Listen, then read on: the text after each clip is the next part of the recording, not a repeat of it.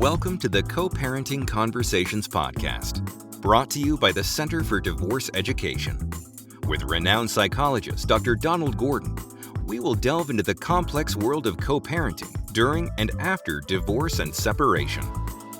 Join us as we explore some of the emotional, legal, and practical aspects of parental breakups, helping you navigate this transformative journey with wisdom and guidance. Whether you're currently going through a divorce, contemplating separation, or supporting a loved one in their journey, the Center for Divorce Education is here to empower you with knowledge and offer you a roadmap towards a brighter future. The information presented in this podcast is intended for educational purposes only. The presentation of this material is not intended to constitute mental health therapy or to diagnose mental health disorders. The presentation of this material is not intended to constitute legal advice. Participants are encouraged to discuss specific legal questions with a licensed attorney of their choice.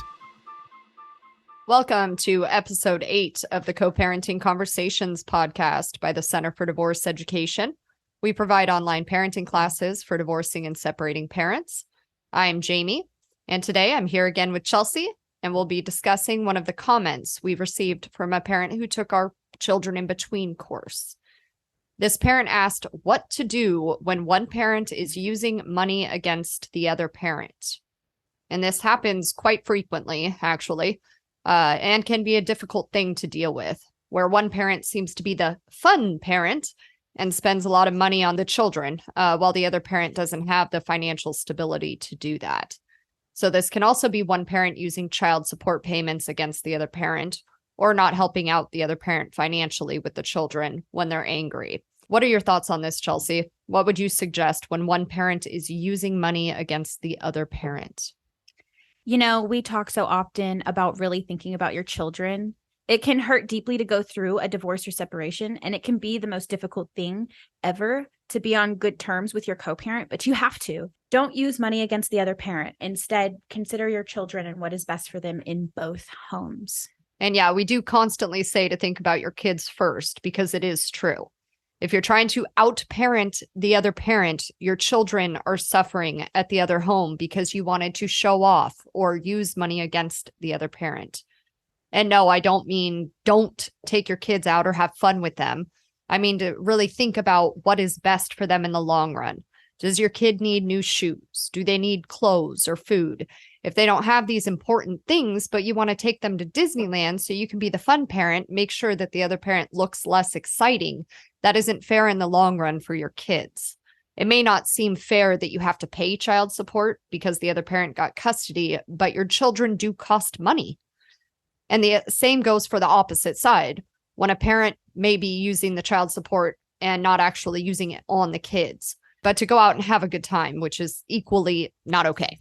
Child support is meant to help with the children and their needs. And that can include things like a roof over their heads and food on the table for them too. And if you are using your financial status just to make yourself look better, remember that these kids grow up and they are going to see one day that you were trying to buy their love instead of just being there for them and helping support them. Right. Don't use money against the other parent. Instead, consider your children and what's best for them in both homes. We aren't saying to go out of your way to support the other parent's lifestyle either. Just that your children's lives don't just end in your home. You know, be there financially for them in whatever way you can, and don't try to hurt the other parent by using money against them. Let's go ahead and bring on the expert here and see what he has to say about the subject. Dr. Don, what are your thoughts on using money against the other parents? I think money is an issue probably for most divorcing parents or divorced parents, is because it's about our security. One of the reasons why divorce is so traumatic for parents, it's the second most stressful life event that people go through, is because it's associated with security. Two things about divorce that are the biggest threat is that you'll have less money afterwards. Your expenses will go up and your income may go down. And you are worried about your access to your children and your children's emotional stability. So two big things you're worried about is your own financial security and your children's, your own access to your children, especially if the other parent is trying to get complete custody and take the kids away from you with little contact. That makes people terribly frightened. It puts them into a fight or flight mode, and then they can get very, very angry and aggressive in response to that. And some attorneys will take advantage of that and fan the flames because the litigation really goes up. There'll be custody evaluations. There'll be appointments of attorneys to represent the kids, and it's a long, drawn-out process. That's because the parents are so frightened. If they can talk to each other about their fear, they have a better chance of resolving it with less conflict. That makes the money issue, it makes a lot of sense. And so after divorce has occurred, when one parent feels like the other parent should be paying more and is not, again, that strikes fear in their heart because that's security.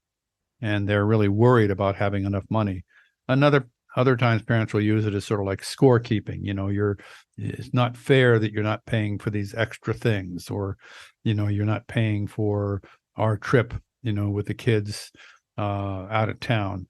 You should be paying for part of that, or you're not paying for some of the school expenses. So some of the parents who are not cooperating very well like to keep score, and they're very sensitive if they think the other parent is taking advantage of them through money. This is why it's such a big deal, and this is why it's so important for parents to learn the skills to reduce their fight or flight response, reduce the amygdala hijack that occurs when the amygdala hijacks the brain and you can't use your frontal cortex to calmly solve problems.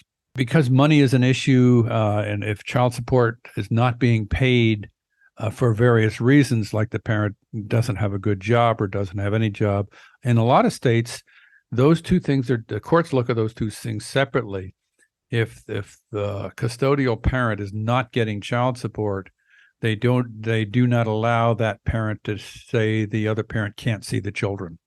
Right. So that they treat those separately. I know Texas in particular and Michigan in particular, and I think Illinois are the three states where that's the case. There's really a cool program in Wayne County, Michigan, which is Detroit, where they have gone with unemployed non-custodial parents, quite often fathers, and they weren't seeing the kids, and through mediation, they got the moms to agree to let the father see the kids, even though he wasn't paying any child support. Quite often that resolved it. They stopped going to court. The dad was seeing the kids, and then later on, they got some employment, and then they started paying child support. So it ended up working out really well. It intentionally targeted those kids who are at risk. They're already in poverty, and they weren't seeing one of their parents. And that's a big risk factor, particularly for African-American kids. They're much more likely to get involved in the juvenile justice system when that's the case. Don't we even go over that in our program, that it's more likely that a parent will pay child support if they are involved with the kids too, because then they feel the need to.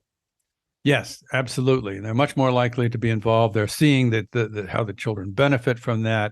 They're more likely to pay for the children's college, or at least pay part of the expenses if they're seeing the kids. If they're not seeing the kids, it's rare that they're paying anything toward the children's college. Right. So that really puts the kids at a disadvantage if they can't go to college. And kids from divorced families are less likely to go to college than kids from intact families. Like we always say, do what is best for your children, financially, emotionally, the best that you can.